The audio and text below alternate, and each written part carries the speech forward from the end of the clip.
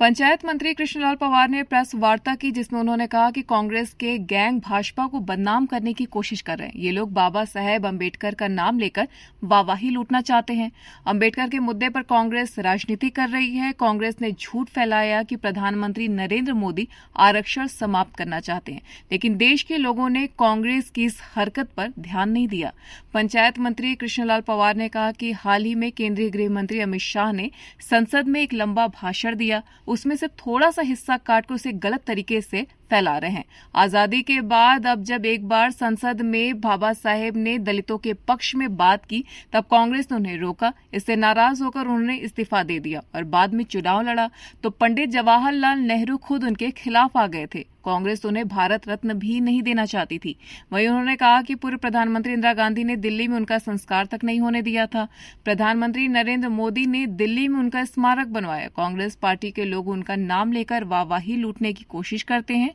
पूरे देश के दलित प्रधानमंत्री नरेंद्र मोदी में आस्था रखते हैं, इसलिए उन्होंने देश में तीसरी बार भाजपा की सरकार बनाई है। इसी के साथ मंत्री कृष्णलाल पंवार ने कहा कि लोग किसी के झूठ में नहीं आने वाले हैं। कांग्रेस के लोगों ने जो भाजपा को बदनाम करने की कोशिश की है, उसकी मैं कड़ी निंदा करता हूं। अमित शाह के मन में कोई गलत बात नहीं है। कांग्रेस ने हमेशा बाबा साहेब का अपमान किया। इस पीड़ा के साथ उन्होंने बयान दिया कि कांग्रेस पार्टी अभी सदमे से बाहर नहीं आई है। इसके अलावा उन्होंने कहा कि हमने गरीबों को 5 लाख प्लॉट या मकान देने का लक्ष्य रखा। कांग्रेस ने किसी को प्लॉट का कब्जा नहीं दिलवाया था। जिस गांव में सरकारी जमीन नहीं है, वहां हम लोगों के खाते में 1-1 लाख भेजेंगे ताकि वो प्लॉट खरीद सके। अगर किसी ग्रामीण ने पंचायत की जमीन पर 20 साल पहले घर बना लिया हो, हम उसको मालिकाना हक भी देंगे। नए साल की मैं आप सबको मुबारकबाद देता हूं कि नया वर्ष पूरे देश और प्रदेश वासियों के लिए, आप सबके लिए मंगलमय हो, ऐसी मैं परम पिता परमात्मा से प्रार्थना करता हूं। साथियों, आज की प्रेस वीसी करने का आज का उद्देश्य कांग्रेस पार्टी उनके कुछ टूलकिट गैंग आज भारतीय जनता पार्टी के नेताओं को बदनाम करने की कोशिश कर रहे हैं कि जिस प्रकार से डॉक्टर भीमराव अंबेडकर संविधान निर्माता बार बार उनका नाम लेकर वाई लूटना चाहते हैं। मैं कुछ आपको अतीत में लूंगा। जब मैं राज्यसभा में था तो देश के प्रधानमंत्री नरेंद्र मोदी जी ने एक चिट्ठी पढ़ी थी हाउस में, राज्यसभा में, कि पंडित जवाहरलाल नेहरू जब देश के प्रधानमंत्री थे, उस चिट्ठी में लिखा हुआ था,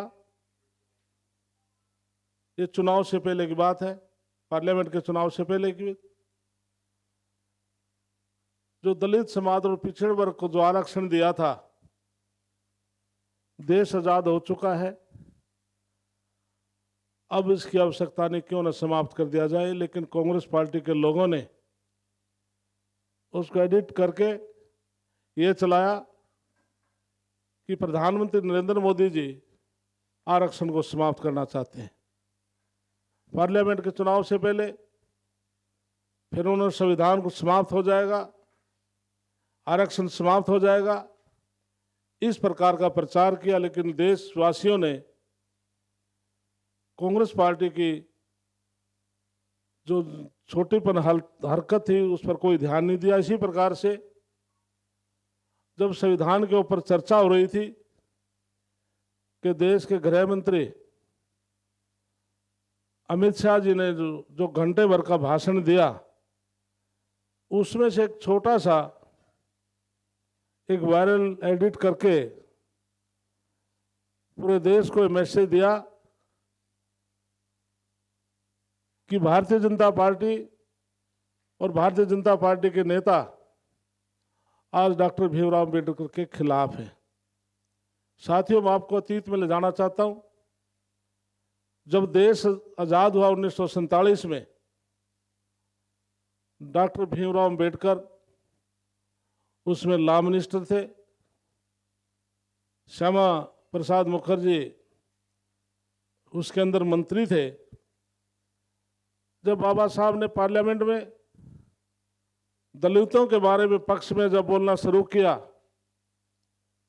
तो कांग्रेस पार्टी के लोगों ने उनको रोका और उसी टाइम वो हाउस से रिजाइन देकर बाहर आ गए थे और ये ऐलान किया था कि मैं जनता के बीच में जा कर के, क्योंकि जब भी कोई कानून बनता है, चाहे लोकसभा है विधानसभा है, उसके अंदर रहकर ही आदमी कुछ कर सकता है, कि मैं बाहर जा कर के अपनी पार्टी बना करके चुनाव लड़ूंगा और पूरे देश के दलितों के लिए लड़ाई लड़ूंगा।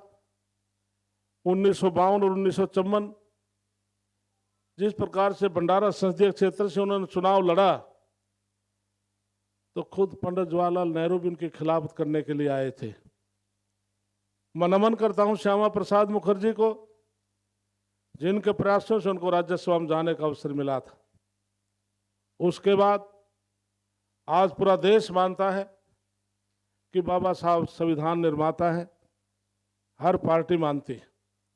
लेकिन देश आजाद होने के बाद क्या उनको भारत रत्न नहीं मिलना चाहिए था? कांग्रेस पार्टी ने 1947 के बाद उनको भारत रत्न नहीं दिया। जब एक गैर कांग्रेस सरकार थी और उसमें भारतीय जनता पार्टी लोकसभा में हम समर्थन करे थे, स्वर्गीय अटल बिहारी वाजपेयी, लाल कृष्ण आडवाणी के प्रयासों से 1990 में उनको भारत रत्न मिला। क्या बाबा साहब का 14 अप्रैल का राष्ट्रीय अवकाश नहीं होना चाहिए था? कांग्रेस पार्टी ने नहीं किया। जब 2014 में नरेंद्र मोदी जी प्रधानमंत्री आए, उन्होंने राष्ट्रीय स्तर का अवकाश किया। इसी प्रकार से गणतंत्र दिवस को हम बहुत धूमधाम से मनाते हैं। क्या 26 जनवरी उनकी पालकी बेड़े में शामिल नहीं होनी चाहिए थी? कांग्रेस पार्टी ने नहीं की।